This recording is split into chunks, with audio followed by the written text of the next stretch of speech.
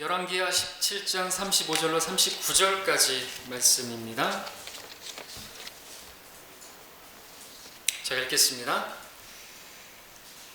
주께서는 전에 그들과 한 언약을 맺으시고 당부하여 말씀하시기를 너희는 다른 신들을 두려워하지 말고 그것들에게 절하지도 말며 그것들을 섬기지도 말고 그것들에게 희생제를 드리지도 말고 다만 큰 능력과 펴신 팔로 이집트 땅에서 너희를 인도하여 낸 주 그분만을 너희가 두려워하고 그분만을 경배하며 그분께만 희생제를 드릴지니라.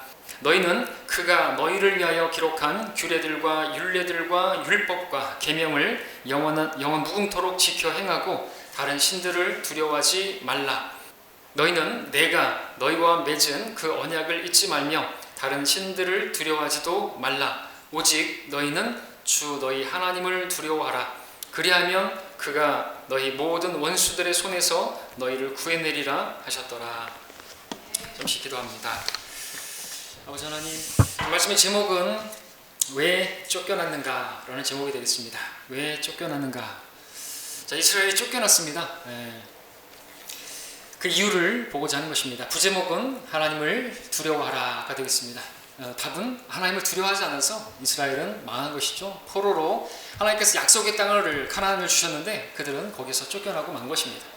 자, 구약의 많은 말씀들 우리에게 교훈을 위해서 이전에 기록된 것들은 우리의 교훈을 위해서 기록되었다고 했는데 오늘 말씀도 우리에게 거울과 같은 말씀이 되고 우리가 교훈으로 받아야 할 중요한 말씀이 되겠습니다. 이러한 기록들은 단순히 이스라엘의 역사를 소개하기 위해서 기록된 것이 아닙니다. 이 말씀들은 하나님의 자녀들이 어떻게 신앙생활해야 될 것인가, 하나님을 어떻게 섬겨야 할 것인가를 잘 보여주는 그런 기록인 것이죠. 구약의 이스라엘 백성들이 행한 일을 보면서 오늘 우리는 어떻게 행해야 될지를 배워야 하는 것입니다. 하나님의 은혜로 선택받은 이스라엘의 모습은 하나님의 은혜로 구원받은 우리들이 어떻게 해야 될지를 보여주고 있죠. 오늘 본문은 이스라엘의 마지막 왕 호세아가 치리하던 그 시기였습니다. 그리고 본문은 아시리아 왕이 올라와서 사마리아를 점령하고 이스라엘 백성들을 아시리아로 그렇게 포로로 사로잡아서 가게 되는, 그래서 그들이 그 땅에서 쫓겨나게 되는 그런 상황이죠. 우리 6절을 함께 볼까요? 17장 6절을 보시게 되면 호세아 제9년에 아시리아 왕이 사마리아를 취하고 이스라엘을 아시리아로 끌고 가서 고산강 곁에 있는 힐라와 하볼과 메대인들의 성읍들에 두었으니 그랬습니다. 하나님의 백성이 아시리아로 끌려간 것이죠. 포로되어 간 것입니다. 거기서 종노릇을 하게 된 것입니다. 자, 우리가 이런 말씀들을 보게 되면 왜 이들이 이렇게 되었는지를 판단할 수 있어야 되고 배워야 하는 것이죠. 자, 원래 가나안 땅 이스라엘에게 주신 하나님의 유업이었습니다. 약속의 땅이었습니다. 근데 그들이 쫓김을 당하듯이 쫓겨나게 되는 것이죠. 표면적으로 보게 되면 아시리아 왕이 와서 그들을 사로잡아 간 것으로 보이지만 우리가 무엇을 보냐, 하나님께서 그들을 그 땅에서 쫓아내신 거예요. 그들이 끌고 간 게 아니라 하나님께서 치신 거라는 것이죠. 하나님께서 내쫓으신 것입니다.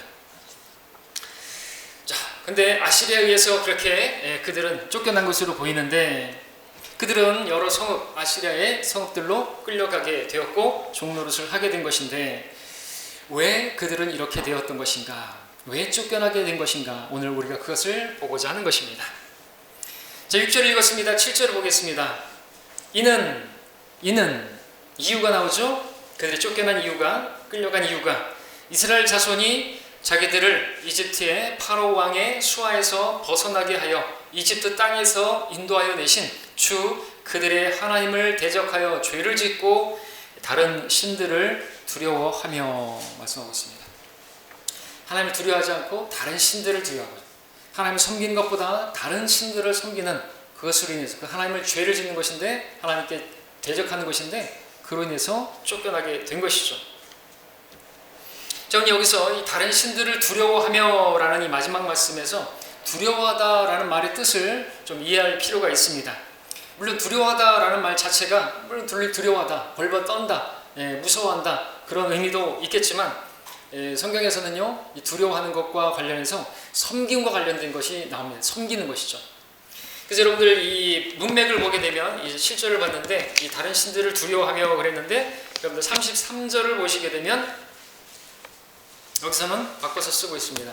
그들이 주를 두려워하였으며 그들이 데리고 온 민족들의 법도에 따라 그들 고유의 신들도 섬겼더라. 그죠? 섬겼다라는 말로 지금 바뀌었죠? 그리고 다시 또 이제 35절에서는 섬김을 말씀하고 있고 다시 37절에서는 마지막에 다른 신들을 두려워하지 말라 이렇게 바꾸어서 이야기하고 있습니다. 그러니까 두려워한다는 건 무엇과 관련됐습니까? 섬김과 관련된 것이죠. 그래서 우리가 아는 것은 우리가 두려워함으로 섬겨야 된다. 그리고 두려워한다면 섬김이 나와야 된다 하는 것을 우리가 알 수 있습니다.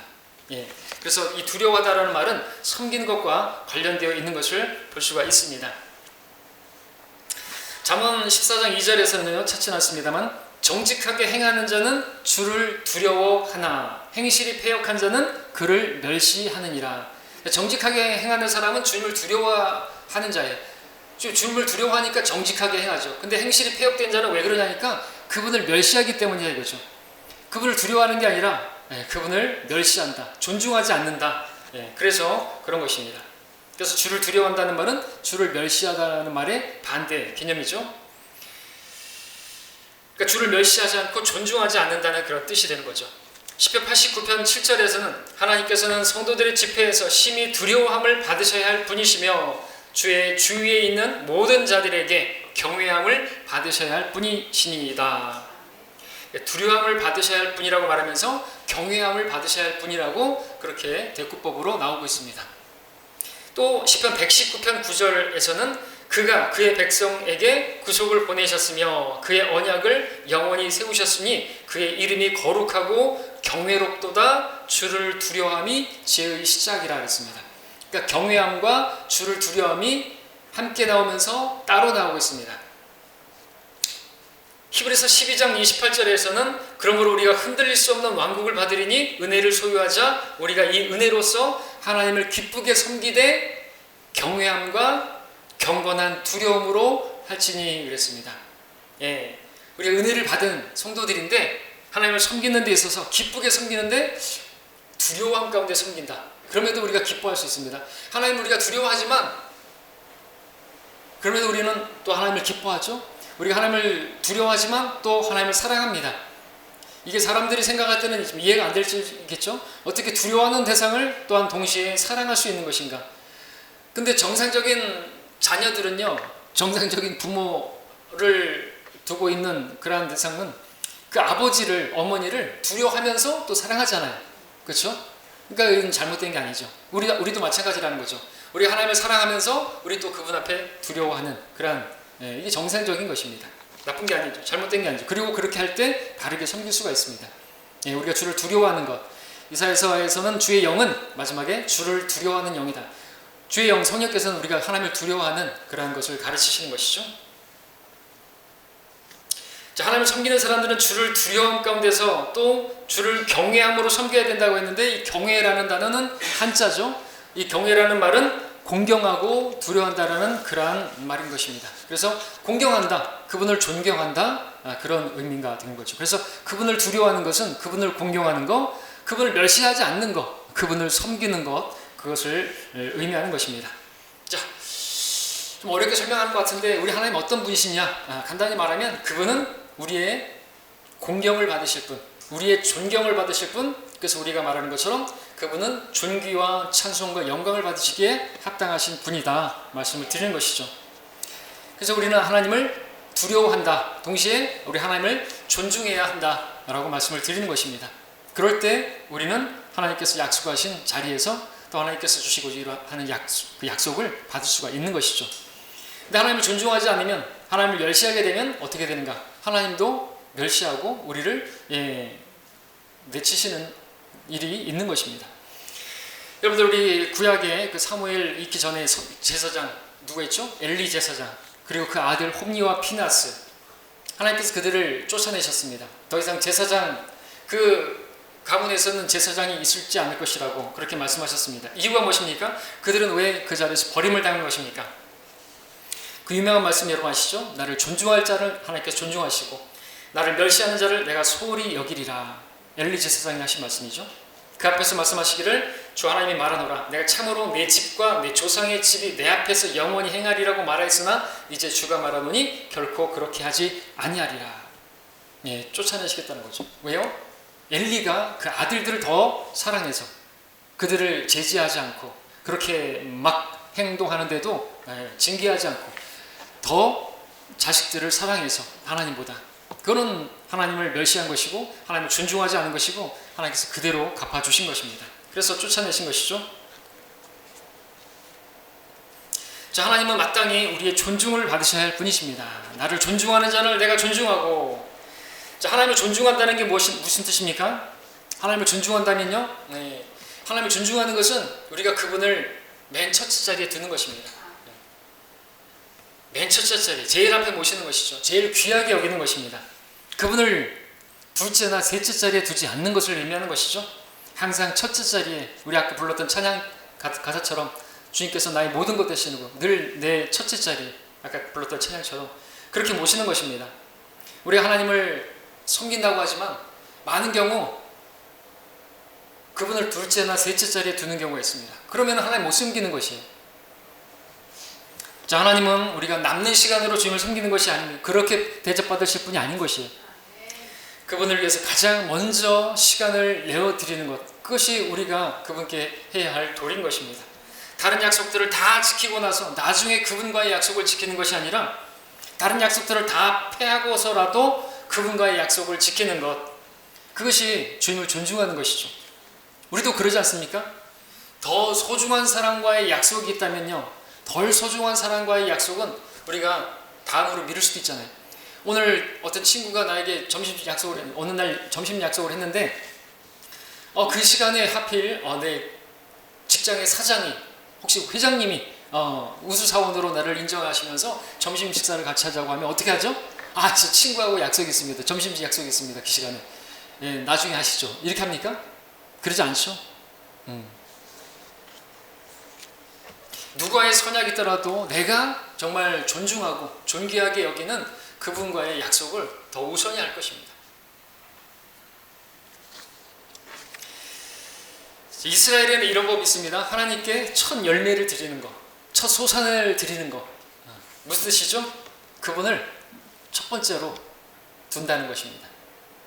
그분이 내 첫째다 이거죠. 맨 앞에 모셔야 할 분.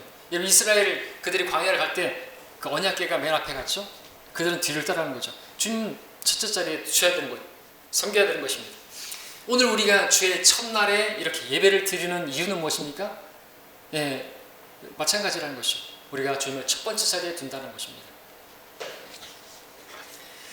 자, 그러나 이렇게 우리가 주님을 첫째 자리에 두지 않는다면, 주님을 존중하지 않는다면 어떻게 되는 것입니까? 그분을 존중하지 않는 것은 멸시하는 것이고, 그렇게 되면 하나님께서 쫓아내시는 것입니다. 이스라엘이 우리에게 그것을 보여주고 있습니다. 여러분, 말라키서에 보게 되면 거기에서 이런 말씀이 나오죠. 너희는 주의 상을 멸시할 만하다 함으로써 더럽혔도다. 너희가 눈먼 것들과 희생제로 드린다면 그것이 악하지 아니하냐? 너희가 저는 것들과 병든 것들을 드린다면 그것이 악하지 아니하냐? 지금 내 총독에게 그것을 바쳐보라. 그가 너를 기뻐하겠으며 너를 외모로 받아들이겠느냐? 만군의 주가 말하노라.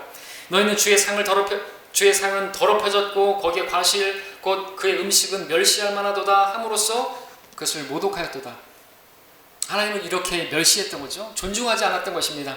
그래서 말라키는 마지막 단어가 저주로 끝나는데, 그렇게 유다와 이스라엘은 그렇게 내쫓김을 당하고 그렇게 버려지고 말았던 것이죠.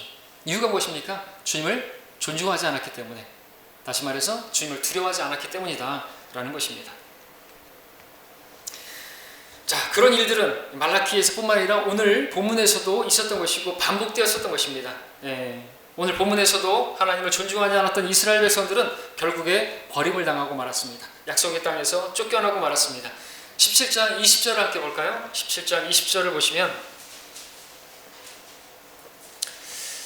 열왕기하 17장 20절, 주께서 이스라엘의 모든 씨를 거절하시고 그들에게 고통을 주사 약탈자들의 손에 넘겨주시어 그의 목전에서 그들을 내어 쫓으셨더라.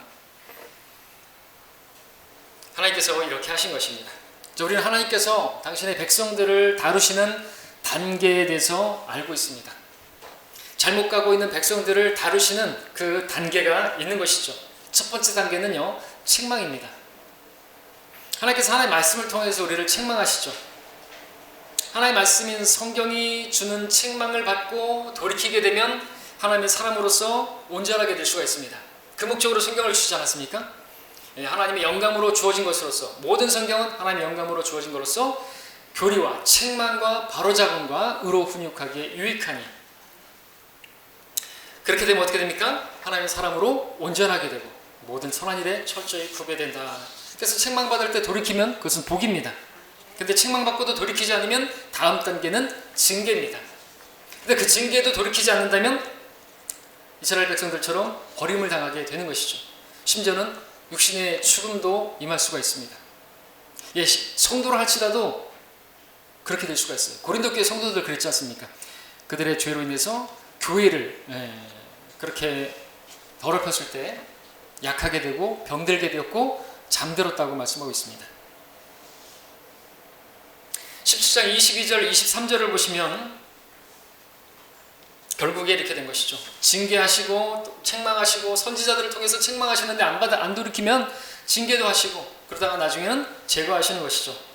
22절 이스라엘 자손이 여로보암이 행한 그의 모든 죄들을 따라 행하고 그 죄들에서 떠나지 아니하였으므로 주께서 이스라엘을 그의 목전에서 제거하셨으니 이는 주께서 그의 모든 종 선지자들을 통하여 말씀하신 대로였더라. 그리하여 이스라엘이 그들의 본토에서 아시리아로 끌려가 오늘에 이르니라 말씀합니다.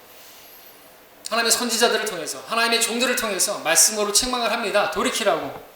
안 돌이킵니다. 징계합니다. 안 돌이킵니다. 예, 여기서 그 모든 죄들을 따라 행하고 그 죄들에서 떠나지 아니하였으므로 그 죄들을 계속해서 떠날 생각이 없는 것입니다. 책망을 받았는데 돌이키질 않는 것입니다.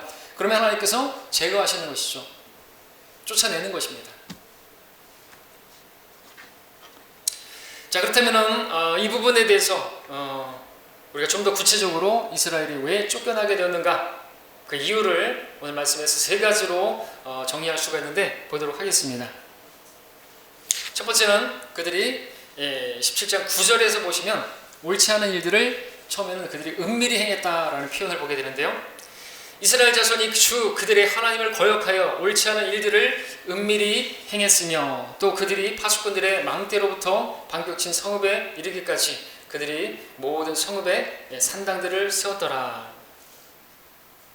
이스라엘 하나님을 거역해서 옳지 않은 일들을 처음에는 은밀하게 행했다. 여기 된 럭커만 주석은 불이 꺼지고 문이 닫히자 이들이 음란하게 행하고 폭력으로 돌아섰다.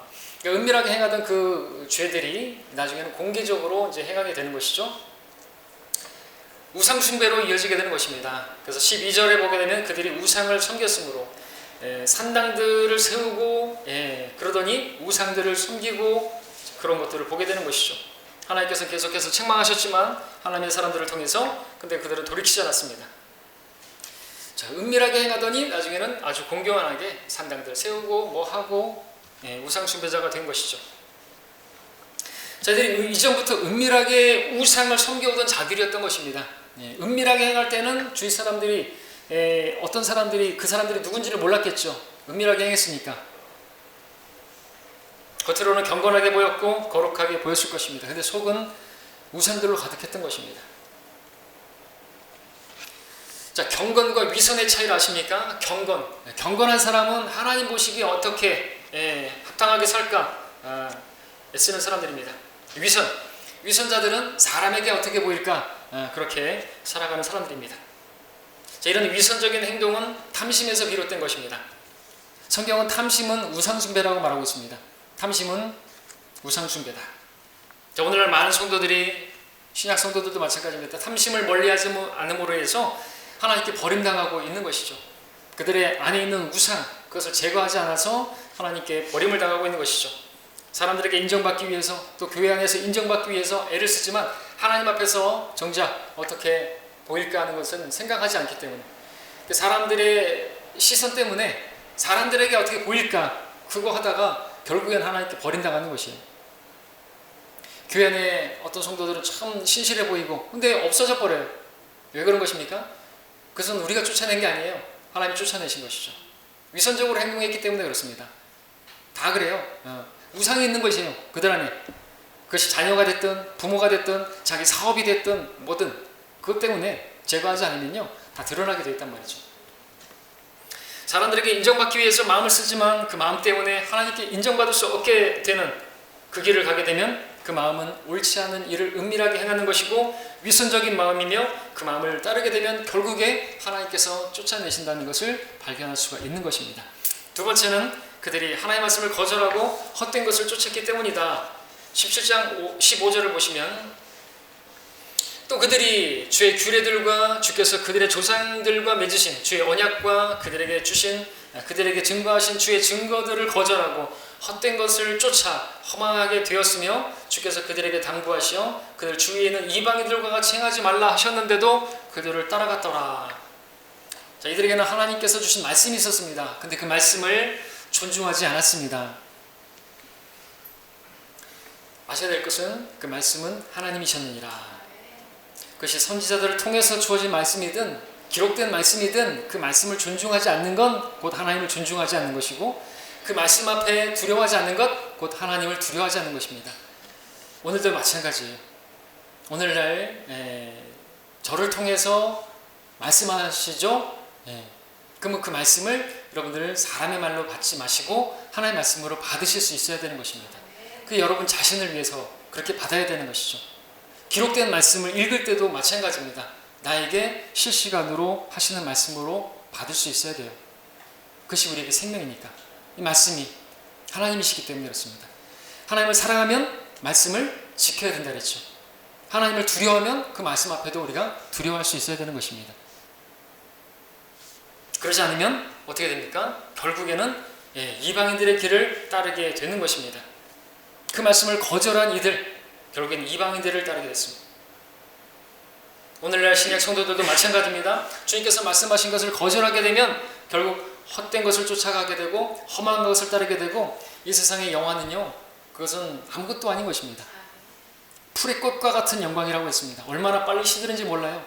우리의 생명도 그렇게 시들어버리는 것인데 우리의 생명이 영원하다고 한다면 그 영화도 영화로울 수 있겠지만 그렇지가 못하니까 이 세상 영화도 솔로몬의 영화도 풀의 꽃만도 못하게 된 것이죠. 그것은 허망한 것입니다. 그래서 솔로몬이 헛되고 헛되니 모든 것이 헛되도다 그랬지 않습니까? 그렇게 우리에게 전도하고 있는데도 많은 사람들이 여전히 세상의 그 허망한 것들을 쫓고 있습니다. 우리가 이방인, 그래서 결국에 하나님을 거절하고 하나님의 말씀을 거절하는 것이고 그래서 이방인들의 길을 따르게 되고 이방인들에게 가게 되면요, 그것은 결국에는 이제 버려지는 것입니다. 이방인들이 우리를 어떻게 보겠습니까? 우리가 하나님의 사람이었다는 것을 아는 그들이 우리가 이방인들의 길을 따르게 되면 버려진 소금과 같이 짓밟히게 되는 것입니다. 맛을 잃은 소금이 되어버린 것이죠. 하나님께서 그래서 우리에게 바라시는 것은 하나님의 말씀을 존중하는 것입니다. 그 말씀을 존중하는 성도를 보기를 원하시는 것이죠. 그 말씀은 하나님이시기 때문에 열심히 자기 일을 하다가도 하나님께서 부르시면 손에 들고 있던 쟁기를 내려놓고 하던 일을 뒤로 하고 그 말씀을 듣고자 달려오는 그 부르심에 반응하는 성도를 보기를 원하시는 것입니다. 하나님께서는 그렇게 하나님의 말씀을 존중하는 사람을 원하시는 것이죠. 하나님께서 부르시는데 하나님과 교제하자고 하는데 지금 우리가 하나님과 교제하는 시간이잖아요. 말씀으로 기도로 주님과 교제하는 그것을 존중할 수 있어야 된다는 것이죠. 그것이 하나님을 존중하는 것이에요. 어머나 하나님을 존중합니다. 하나님을 난 두려워합니다. 그러면서 하나님의 이름으로 모이는 자리에 하나님과 교제하는 자리를 소홀히 여긴다면 그것은 말이 안 맞는 것입니다. 우리 누가복음 14장 함께 볼까요? 누가복음 14장 16절.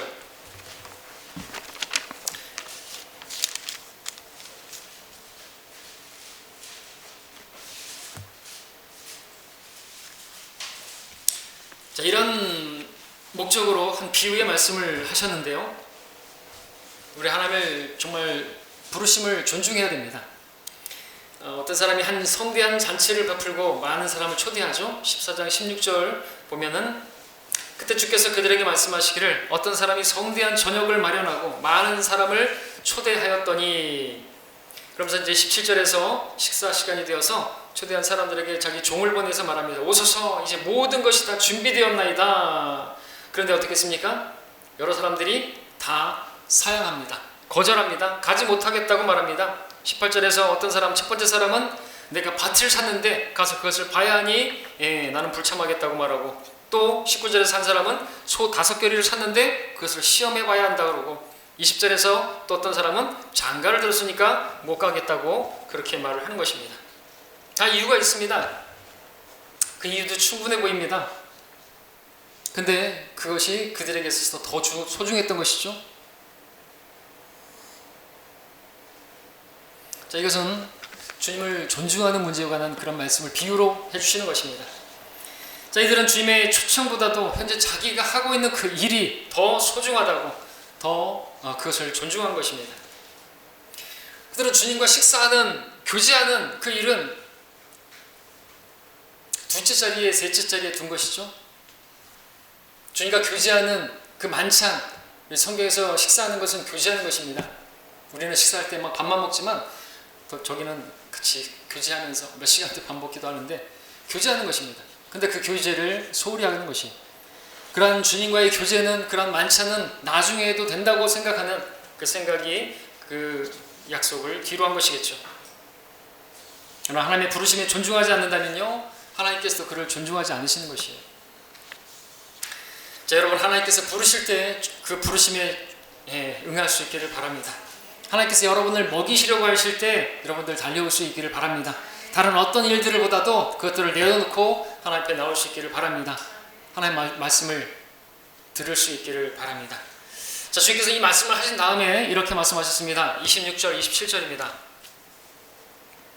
쭉 이야기하시면서 제자됨의 말씀이죠. 이 초청에 관한 말씀입니다. 주님을 따르는 것에 관한 말씀이죠. 누구든지 자기의 아버지나 어머니나 아내나 자식이나 형제나 자매나 정녕 자기 목숨까지도 미워하지 않은 채 내게로 오면 그는 나의 제자가 될 수 없느니라. 또 누구든지 자기 십자가를 지지 않고 나를 따라오는 자는 나의 제자가 될 수 없느니라. 이 말씀을 자주 보게 됩니다.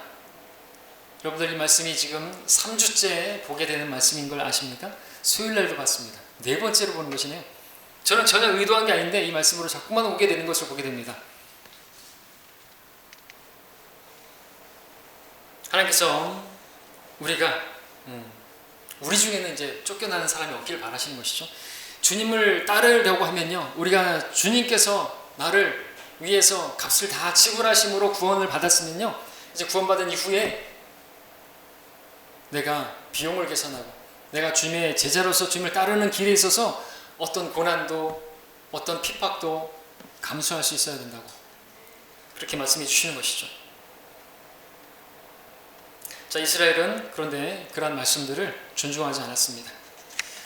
주님의 그 초청을 주님께서 그렇게 돌이키게 하시고 오라고 그렇게 주님 말씀을 주셨는데 그것을 거절했다라는 것이죠. 그래서 쫓겨나게 된 것입니다. 세 번째로 우리 본문으로 다시 돌아가서 보시면요, 자, 이 말씀들 우리에게 영적으로 교훈 적용하는 것입니다. 셋째로 이스라엘은 자기들을 팔아서 엉뚱한 것을 섬겼습니다. 17장 17절입니다. 또 그들의 아들들과 딸들로 불을 통과하게 하고 점괘와 마법을 사용하며 스스로를 팔아 주의 목전에 악을 행하여 그를 경록해 하였더라. 자, 이스라엘은요, 한마디로 우상을 섬기는 게 뭡니까? 이들은 지금 이런 이방인들의 길을 행하고 하는데 이유가 뭔지 아십니까? 다 자기들의 복을 위해서인 것입니다. 우상 자체가 자기를 위해서 세는 것이지 않습니까? 하나님을 위해서 섬기는 것이 바른 경배인데 자기를 위해서 사람들은 우상을 세우고 그 우상은 자기 안에 있던 것이 바깥으로 형상으로 그렇게 표출되는 것입니다. 이스라엘은 복을 받을 수만 있다면, 자기들이 원하는 어떤 안식을 얻을 수만 있다면, 어떤 유익을 얻을 수만 있다면 그들은 점치는 일이나 마법하는 일이나 우상숭배나 그런 것에 자기를 스스로 내어주었던 것이죠. 성경은 그런 행위를 스스로 자기를 판 행위라고 말을 하고 있습니다. 스스로를 팔았다. 여러분들 근데 아셔야 될 것은 이스라엘이 누굽니까? 이스라엘은요, 하나님께서 하나님의 소유예요. 근데 그들은 지금 자기들이 스스로 자기들의 것이냐, 그래서 자기들이 죄에 자기들을 스스로 팔았던 것이죠. 이게 배경인 겁니다. 남 얘기가 아닙니다. 오늘 어떻습니까? 우리도 나의 이익을 위해서라면, 내가 주님의 소유된 것을 잊어버리고 내가 주인 행세하려고 하지는 않습니까? 자, 우리는 직장을 위해서, 어떤 성도는 직장을 위해서 무척 수고하고 애를 쓸 것입니다. 그 직장에서 일을 게을리 한다고 한다면 그는 해고당하겠죠. 어찌 보면 직장에서 일을 하는 사람은 그 직장에 자신을 팔아서 돈을 버는 것과 같습니다. 그처럼 돌아올 어떤 이익을 위해서 우리가 어떤 몸을 맡긴다면 그것은 내 몸을 파는 것과 마찬가지죠. 물론 그리스도인들은 일을 해야 합니다. 일을 하기 위해서 자기를 파는 것이죠. 물론 잘못된 일에 자기 몸을 팔면 안 되겠죠. 이익을 위해서. 근데 그뿐만이 아니라는 거죠. 그게 다가 아니라는 것입니다. 주님께서 우리를 사셨습니다. 우리는 주님의 것이죠. 너희는 값을 치르고 산 것이니 그러므로 하나님의 것인 너희 몸과 너희 영으로 하나님께 영광을 돌리라. 개혁성경 개혁 개정판에는 하나님의 것인 빠졌죠. 영으로 또 빠졌습니다. 하나님의 것입니다. 우리는 하나님의 소유가 된 것입니다. 그러니까 우리는 내 마음대로 해서는 안 되는 것이죠. 내가 내 마음대로, 내가 원하는 대로, 내가 원하는 시간에, 내가 원하는 때에, 내가 원하는 방법으로 그렇게 하나님 섬기면 안 되는 것입니다. 왜? 우리는 하나님께서 우리를 값을 지불하고 사셨기 때문에 우리는 하나님의 종들이고, 그래서 그분이 말씀하시는 대로 그렇게 따라하는 것입니다. 주님께서 에베소 5장 16절에서 시간을 사서 얻으라고 말씀하고 있습니다. 이것을 사다라는 것은 리딤인데 우리 구속하다라는 단어가 마찬가지입니다. 우리를 사셨다는 것은 우리의 시간을 사신 거나 마찬가지입니다. 그렇기 때문에 우리는 우리의 시간을 주님께 드려야 되는 거죠. 첫 번째 자리에 드려야 되는 것입니다. 시간을 값주고 살아는 의미인 것이죠. 주님을 위해서 시간을 따로 떼어 놓으라는 것입니다. 주님을 섬기는데 드려야 할 시간마저도 빼앗기지 말라는 것이죠. 근데 우리는 어떻습니까? 나에게 돌아올 어떤 이익이 있게 되면 내 몸은 내 것이 아니라 주님의 것이라는 사실을 잊어버리고 너무나 쉽게 그 일에, 나의 이익에 나 자신을 팔아버리는 경우가 있지 않습니까? 그래서는 안 되는 것이죠. 주님이 첫 번째가 되어야 되는 것입니다. 그것이 주님을 존중하는 것이죠. 정상적으로 예수님을 구원자로 영접한 사람들은 예수님을 또한 주로 믿습니다. 정상적인 성도는 예수님을 구원자로만 하는 것이 아니라 내 삶을 다 바쳐서 따라야 할 주로 그렇게 믿습니다. 만약 예수님을 구원자로만 알고 주님으로 모른다면 그는 반쪽짜리 성도가 되는 것입니다. 럭커 목사님 표현에 따르면 반푼이가 되는 것이죠. 자, 오늘 말씀 유의해 보시기 바랍니다. 이스라엘 백성들의 진짜 문제가 무엇이었는지 보십시오. 그들은 하나님을 이스라엘 이집트에서 건져내 그들을 구원자로만 알았지 그들의 주로는 알지 못했던 것입니다. 그냥 구주로만 알았지 주로 알지 못했다. 주님께서 명령하시면요, 종은 들어야 되는 것이죠. 근데 그 인식이 없었던 것입니다. 그랬던 이스라엘에게 결국엔 버림당하고 쫓겨나고 말았던 것이죠. 그들이 쫓겨나게 된 원인은 다른 데 있지 않습니다. 주님을 두려워하지 않고 다른 신들을 두려웠기 때문입니다. 다른 말로 해서 하나님을 존중하지 않고 다른 신들을 존중해서 섬겼던 것이죠. 하나님의 자리에 다른 신들을 놓은 데 있습니다. 그래서 쫓겨난 것이죠. 그래, 그들이 너희가 그걸 섬기길 원해? 그러면 내가 준 땅에 너희 거할 수가 없다. 젖과 꿀이 흐르는 땅에 거할 수 없다. 쫓겨나게 되는 거죠. 자, 근데 그뿐만 아닙니다. 이후에도 역시나 그랬습니다. 징계를 받고 나도 어떻게 하는 것인가? 우리 17장 33절, 우리가 이제 본문으로 보는 그 구절 앞에 33절을 보시면요,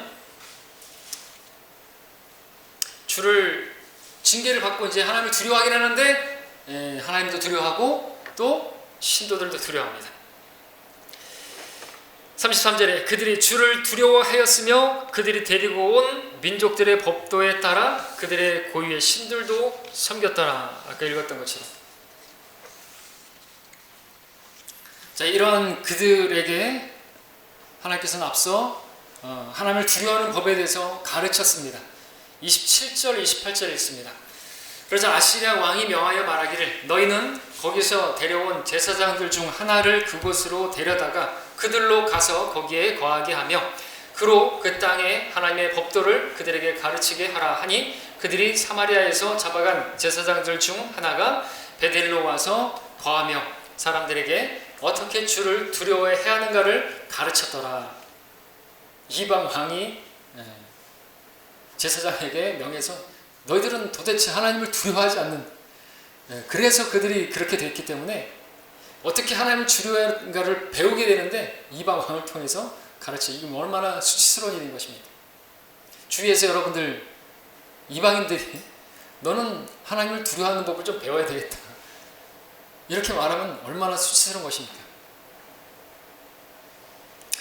자, 그래서 그들은 하나님을 두려워하고 그들이 섬기던 신들도 두려워했습니다. 그러나 이것은 주를 두려워하는 것이 전혀 아닌 것이죠. 주를 두려워하는 것은요, 그분만을 섬기는 것을 말하는 것이기 때문에 그렇습니다.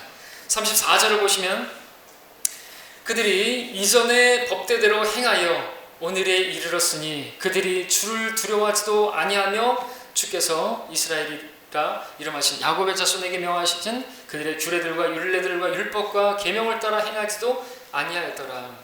이전처럼 징계받고도 주를 두려워하지 아니하였다. 왜냐하면 주님을 두려워하면서 다른 신들도 두려워하거나 그 신들을 섬기고 있으면요, 그 결국 주님을 두려워하는 게 아니기 때문에 그 증거로 나타나는 것이죠.